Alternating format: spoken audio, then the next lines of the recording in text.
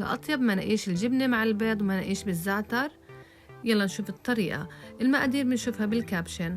الخطوة الأولى بنخلط النواشف مع بعض وبنحركهم منيح، بعدين بنخلط السوائل مع بعض وبنحركهم.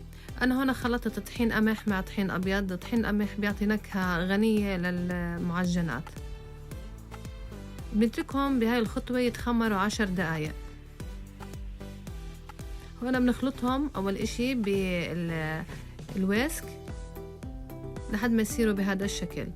هلا الخطوة الثانية بعد ما خمرناهم 10 دقايق بنضيف الملح وبنضيف الزيت وبنضيف كمية من الطحين لحد ما تحتاج العجينة، لحد ما نشوفها لينة وطرية وصارت معنا متماسكة.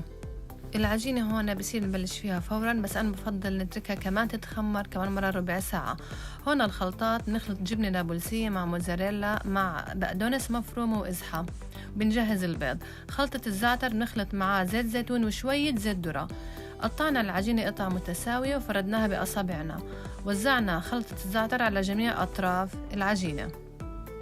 الفرن بيكون محمى مسبقا على حرارة 280 ل 300.